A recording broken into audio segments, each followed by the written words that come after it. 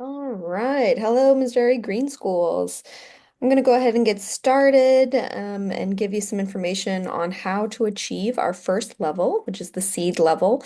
If you're a brand new school and this is your first time kind of hearing about how the levels work, oh, excuse me. Just let me know if you need any questions answered or any extra information or anything like that, and I will happily send you all of our Intro to Missouri Green Schools. And if you're just now coming in, don't worry about it. Come on in, and we're going to go ahead and get started. All right, in today's session, we're going to cover an introduction to the program, what you need to do in order to achieve the seed level, and some upcoming events. And then at the end, I'll stay online for a Q&A. If you're watching this recorded video and you have any questions for me, feel free to send me an email or a text message. All of my contact information is in this presentation. All right, for our introductions here, I just wanted to kind of screenshot who is here in this situation, meaning who is a new school or a school that does not have a level yet. And as you can see, we have quite a few schools across the state of Missouri and in the region of Southern Illinois. And we have plenty of schools that don't have a level yet, meaning they're either brand new or they enrolled and they never quite got past that enrollment phase. So lots of folks here in this situation, and you're not alone. So here we are. Just a reminder of where to find some information. Everything in this PowerPoint is hyperlinked. So there's a massive resources for Missouri Green Schools folder that is a full Google Drive with all kinds of great stuff in there for you. And then my contact information is here on this page. If you need anything, please reach out to me. I have a flexible schedule, unlike teachers. So if you have a specific time that you need to meet, I'm happy to accommodate your school schedule. Another reminder for you, if you missed the Green Schools kickoff, you can click in this PowerPoint to see your school's current status, just to see kind of where you are, what you've done so far, especially if you are a new teacher and you're taking over for somebody who used to be the Missouri Green Schools person. This document will really help you understand where your school is at from a Missouri Green Schools status point.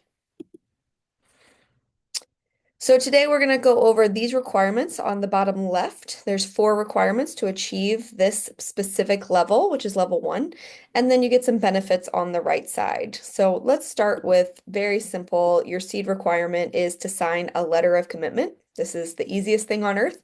You just click this button, download it, put your information on it, and email it right on back to me.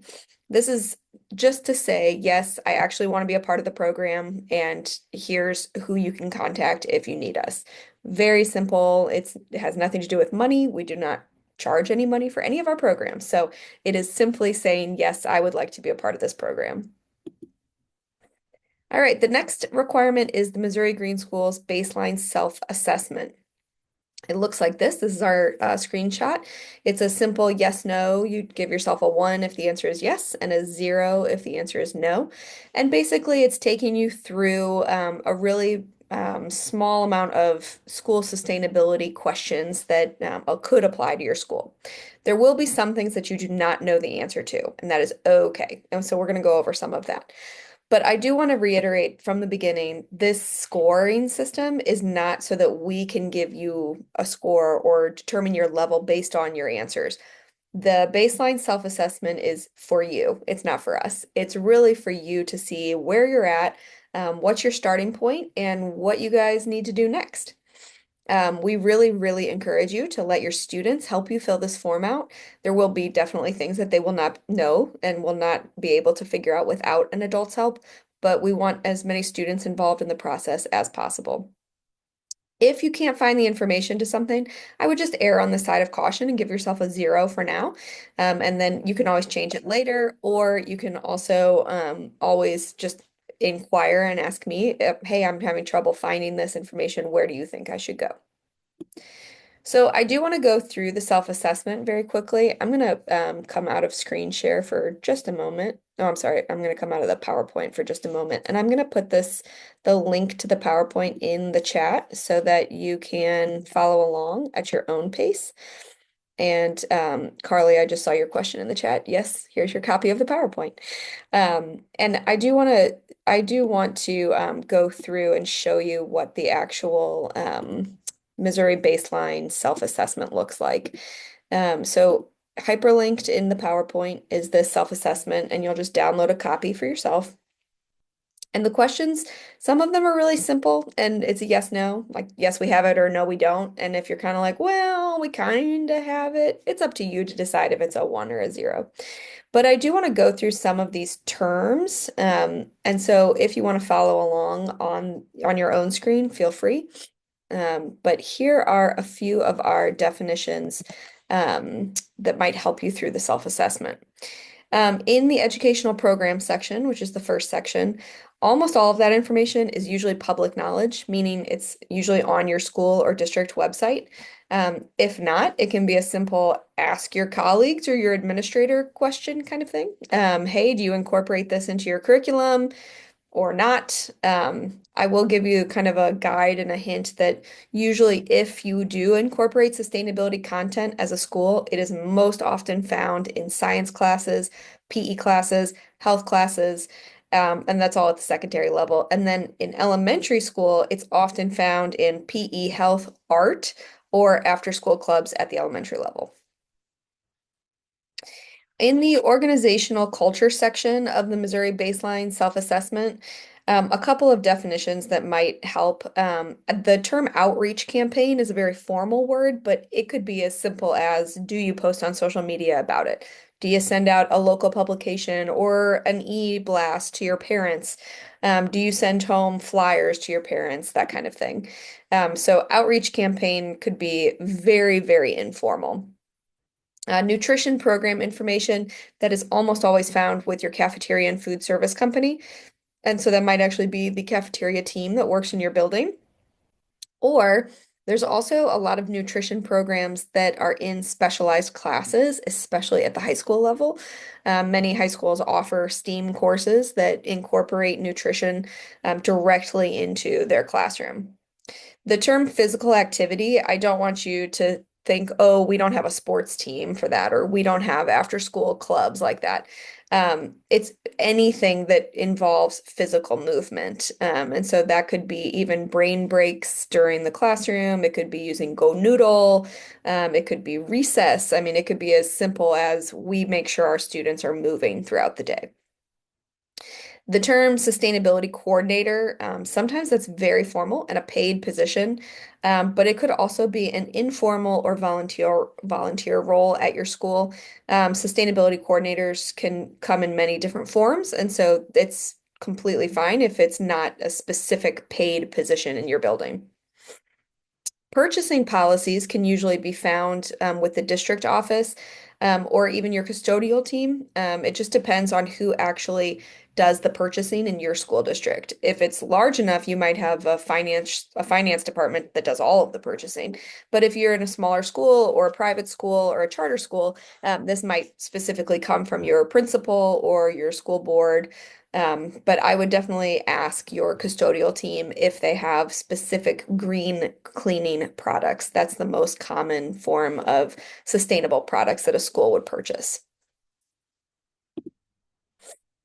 All right, physical place. This is the one where it gets into the most specific kind of questions and answers.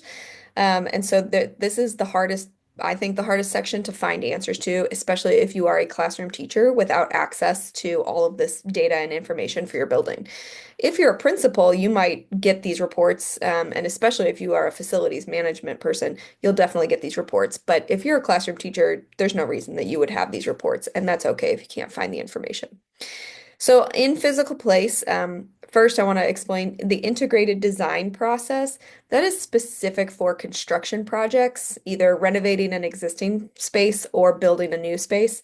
I know we have probably two or three schools in our Missouri Green Schools program this year that are building completely new buildings in their district, and so this would be a great question for them. If you're a school or a district that has you have no building projects, then you don't need an integrated design process right now.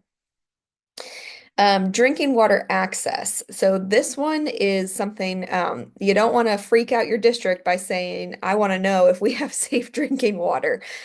Because a lot of school districts, they have very old buildings and they do have lead pipes, but they also have to comply with federal standards. So you don't want to go on a witch hunt, but you do want to know, what are our standards and do we comply? So this could be as simple as asking your custodial team or sending an email to the facilities team. But I would just make sure you're nice and kind and friendly about it, and it does not seem like you are looking for anything negative. The term integrated pest management or IPM, it's an environmental way to approach pests in the building. It's really just trying to do the least amount of harm while maintaining a safe and healthy building. And so it's a really good question just to say, hey, custodians, what do y'all do when you get a call that there's a mouse in the building or that we have, a beehive or something to that effect. Can I So ask a question? absolutely, Carly, go ahead. I'm sorry. So, what kind of procedures are in integrated pest management? Like if you do have mice or whatever. Yeah, absolutely. So it could be simple like humane mouse traps instead of the snaps that, break their necks. So it could be as simple as we have traps that we check every hour when we know there's a pest in the building, and then we release them into the, outdoors instead of trying to poison them. It's very important for a school to manage how they use, if they're going to use some kind of poison, where are we putting that? Because as we know, children are very curious and they also find everything that is supposed to be hidden. And so it could be as simple as humane traps or not using any kind of poison at all in order to get rid of pest management. Um, they also can do a lot of weatherproofing to prevent pests from coming inside, so that there's not even a need for pest management because the pests aren't able to get in.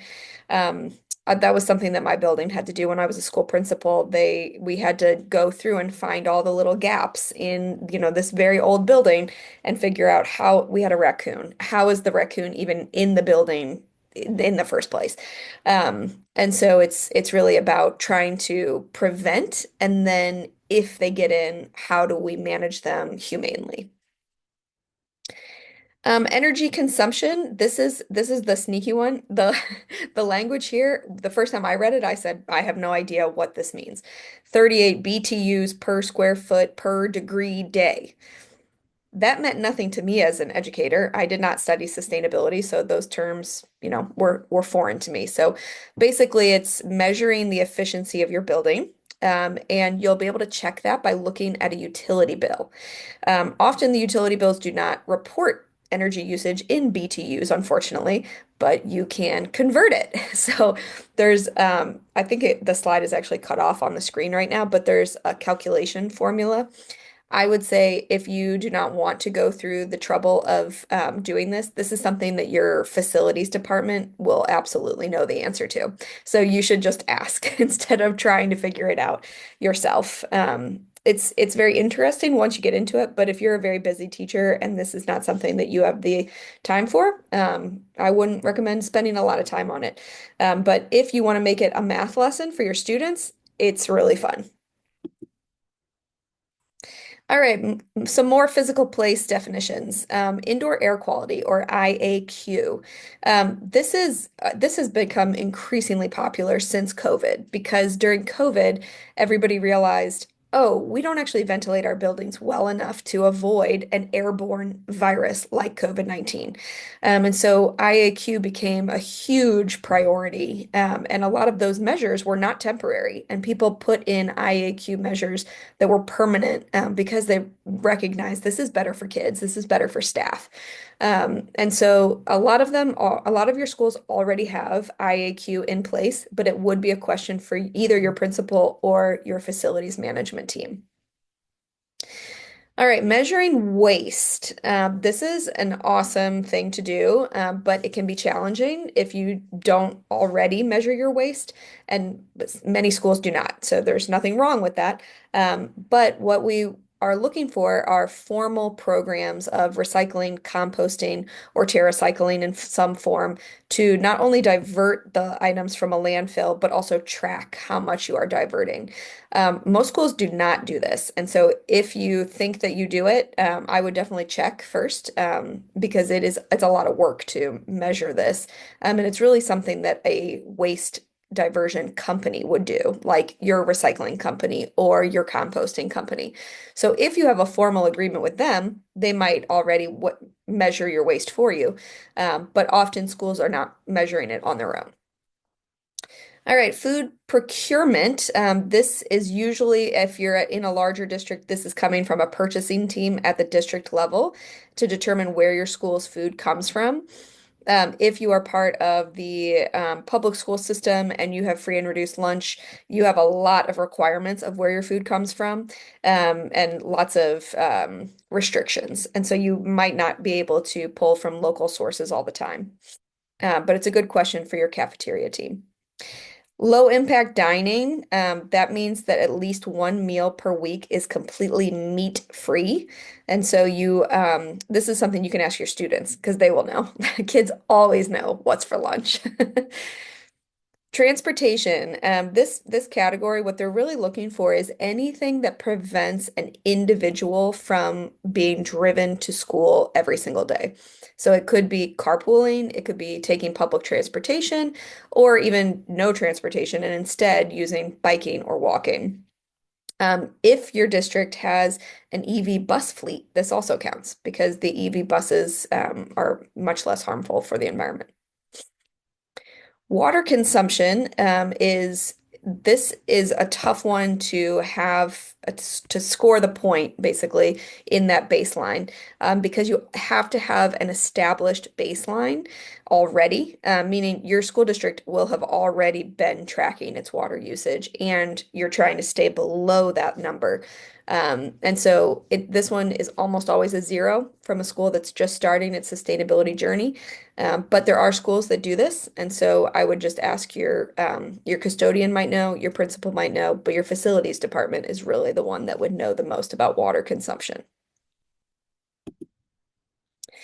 All right, I'm going to pause there and ask if there are any questions about the MGS baseline self-assessment. I have a question about the transportation part. Since we are a preschool daycare and we don't provide any transportation, is that something that we would assess from the parents? I don't know how we're going to get any points on that. Yeah, that's a great point. And there's actually a lot of early childhood centers that are part of our program. So thank you for asking that question. I would say that you're probably not going to be able to earn a point on that because you don't provide transportation because of the nature of the age of your students. So in that case, I'd leave it simple and keep it a zero. And I would just say, we're working on it and we encourage carpooling, but even that is really hard because kiddos are in car seats still. And so I would just know that that's an extremely difficult one for your school in particular to hit, and that's okay. How do we establish a baseline for water consumption too? Yep. If you are ready to track water consumption, all you need to do is look at one of your water utility bills that comes to your school or district, and you can use that number as your baseline. Whatever first bill you look at, I would use that as your baseline, and then you're just trying to decrease your water usage from there. Great questions. All right. The next seed requirement after you submit your baseline self-assessment is to identify a goal, or to create a goal from the START metrics. And I want to pause for just a second and show you the START metrics is hyperlinked here in the PowerPoint. And these are straight from the same thing that is in the Missouri baseline self-assessment, just a little bit more expanded. And it kind of gives a description of each one and how you might achieve it. Now, eventually, when you start pursuing these goals, we will give you an enormous amount of resources of how to achieve your goal. So if you decide you want to work on metric number 13, local partnerships, but you're not quite sure how to start, we have so many resources for every single one of these metrics. So in order to achieve this level in Missouri Green Schools, you just need to write one goal. And we're using the term SMART START goal. And so we have a couple of resources here for you. We've got a goal template and we've got some examples. And so let's take a look at our template first. And as you guys know, I mean, we've been working with SMART goals for years in education. It just stands for specific, measurable, achievable, relevant, and time bound. And so basically, this template is asking you to pick a metric that really sticks out to you, something that you think you can achieve and that's important to your school. And it could be very simple. It could be a very small goal of we just want to understand sustainability and get the word out to our families. Or it could be something enormous, like we want to completely re overhaul our indoor air quality and make some major physical improvements to our building. So, excuse me, this template will help you just kind of get your ideas together and really help you bring a couple of staff members together and make something very, very specific. Now, I've also included in here some SMART goal examples, some SMART START goal examples. And these, if you like them, you can take them and use them for your own school. But they're really meant for a reference. So, for example, a school wanted to work on both START metrics number 1 and number 4. Number 1 is organize and host a sustainability related event with students as the intended audience. And metric 4 is educate students about campus sustainability during orientation specifically. So back to school event. So the specific goal that they wanted to achieve was to plan and host a whole school assembly to educate our students on sustainability practices during back to school orientation. They want to set a date and host the event on that specific date.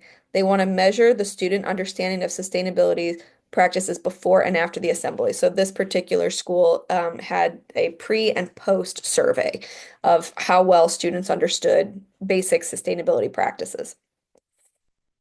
They said, yes, this is definitely achievable because this is a zero cost assembly. We don't need any materials for it. And we already have a back to school assembly every year that is part of their orientation practice. And they would just co-opt that into the sustainability event. They said it's relevant because even though their school has amazing sustainability policies and practices in place, not all the kids know about it. So the assembly will make sure that the students learn how to carry out the sustainability practices on a daily level. And their timing was it should take place within the first 2 weeks of the school year so that the students are practicing their sustainable measures throughout the whole school year. And so they wrote their final goal in 1 to 2 sentences was our school will host a back to school assembly within the first 2 weeks of the school year in order to educate our students and staff on best practices of sustainability in our building. This school in particular did carry this out, and now it's actually part of their yearly orientation for their students. So it was a success, and they carried it on into future school years. Another example was from START metric number 6, which was integrating sustainability content into academic subjects in every grade rather than offering sustainability as a subject on its own. Now, let me say there's nothing wrong with offering sustainability as a subject. I think that's great and it's wonderful and it's pretty amazing that schools do that. However, the START metric here is trying to get schools to understand that sustainability is not just a siloed subject and it can be applied to pretty much all content areas. And so this school in particular wanted to move away from their sustainability class and instead have sustainability across all of its content areas and specifically each grade level. This was an elementary school. So their specific goal or their specific activity was integrate sustainability into the curriculum at each grade level. It was measurable because they said they wanted at least 3 cross-curricular lesson plans to integrate sustainability into their teaching each quarter. They said it is going to be a challenge to get the planning periods to line up, which if you're a teacher, my goodness, you know how difficult that is. Your planning period is always half the allotted time, and it's always with a specific group of teachers instead of it doesn't usually change. So this was a challenge for the school. But they asked their principal to allow them to meet outside of school hours with pay to create the plan. The relevancy for this school, they said they currently have silos of sustainability education, but they're not coordinated and they feel random. If we can collaborate and integrate our sustainability teachings into each grade level, our efforts will be more effective and reach all of our students every year. And then time bound, they wanted to plan a quarter in advance of when the lessons were actually taught. So their final goal read, our teachers will collaborate to integrate sustainability into at least three cross-curricular lesson plans per quarter for each grade level. This will be achieved the quarter prior to the quarter the lessons are being taught. All right, and then the final example I have for a START metric goal is START metrics 15 and 39, which are related even though they're from different categories. Metric 15 is procuring sustainable products that have environmental, social, and economic benefits. And metric 39 is adopting cleaning products and practices that preserve environmental and human health. So this school wanted to write a sustainable purchasing policy to adopt green cleaning products. Their measurement was they actually were shooting for 100% of their cleaning products and furniture sources to be green. I think in particular they wanted the furniture included because they were about to redo all of their desks in the entire building, and they wanted it to come from a sustainable company. They did say our district has already has a specific purchasing and vendor registration procedure, and now they just want it to include sustainability measures in vetting the vendors. The relevancy was they wanted to change where the finances are spent in order to be more responsible to the funding sources and provide sustainable materials that will last longer and not be harmful to the environment and the students and staff that are in the building all day. And the timeliness of this is that they wanted to present to the school board before the May meeting in order to change the purchasing practices for the following school year. And their final goal was our students and staff will collaboratively write a green purchasing policy in time for the May school board meeting to gain approval for the following school year's purchases to only come from approved sustainable certified vendors. So these goals, what they're really looking for, what we are looking for here is, oh, I'm sorry, are really smart goals that really tie together something that your school wants and needs and something that is really achievable. And so I would really encourage you to work with multiple people on the goal setting because the more people you have involved in shaping the goals, the more likely it is that they will be achieved because you're going to have some buy-in from teachers or staff members or from your principal. And student involvement here is wonderful because students have brilliant ideas. Sometimes they shoot for the moon, and you have to kind of, wheel them back a little bit and talk about what is achievable. But it's a really important process for students to be a part of as well. And then after you guys get your goal together, you just have to email it to me. That's it. It's pretty simple. So any questions here on the START metrics or the SMART START goals? The only question I have is if we can get this emailed to us so I can get the hyperlinks to work because I haven't been able to get the link that was in the chat to work, but I'm in the car line. Oh, On good. Well, no problem. Do not get into a car accident on my account. Yes, I will be emailing all of this with you with all the links and the hyperlinks and the presentation as well. Super, thank you. No problem. All right. So those are the only requirements to get to the seed level, which is great. And then I also want to encourage you for these upcoming MGS events. This is really kind of a choose your own adventure. You decide what applies to you. But if you are looking for a seed recognition or the sprout recognition, I really recommend coming to not only this one, but also the next MGS Learning Series, which is Missouri Green Schools 201, How to Achieve Sprout Level, because these two are the only two that really are easy to achieve in one year if you want to jump a level. The next couple of levels are a little bit harder. So if you're like gung ho, like we can do this, I think we could go up a level. I definitely recommend coming. And it's also interesting, even if you just want seed this year, sprout is what you're going to be looking for the next year. So it'll be a good idea of kind of how to help you prepare for that. And then on April 22nd, we have Missouri Green Schools 301, which is much more advanced. But for a lot of our schools, they're really interested in tracking. And that is what this whole session will be about, is how to get the baseline and then track and lower your water and energy and how to track and divert your waste from the landfill. So this is that session in particular is definitely a more advanced session. However, it is great for schools that even if you're not going to go for a high level of Missouri Green Schools, just to get started on tracking is a really great practice. We also have our annual Green Schools event coming up. That's on April 16th from 5:30 to 7:30. This is both at the Missouri History Museum and on Zoom. And the links will also be in the email that I send out afterwards. So this one in particular is a great event to bring your students to because there will be tons of kiddos there. We have about 200 people attend. We provide free food, which is very fun and delicious. And we also we get to celebrate our kids and our schools and you as the staff members who are doing the work. So it's an extremely fun event, and all Missouri Green Schools are invited. I think finally, this is my last upcoming event, is the upcoming request for review. Now, this is for all Missouri Green Schools who are trying to move up a level or get a level for the first time. The request for review form is really, really straightforward. But you do have to know ahead of time, what you're trying to achieve, and you have to have your documentation ready. So I suggest using the months of May and June to gather that data and to meet with me to make sure you've got everything you need. And then that's not due until July 1st.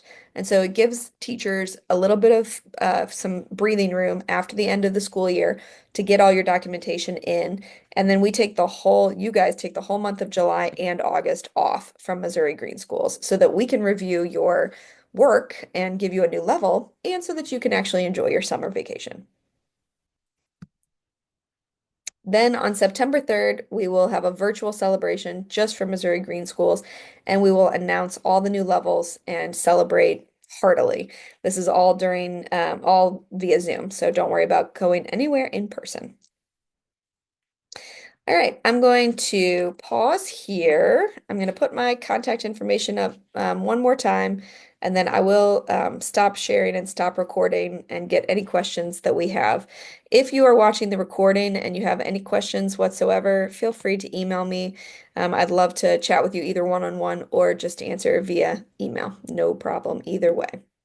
I'll stop sharing and I'm going to stop recording as well. So farewell to our viewers. Thanks for attending.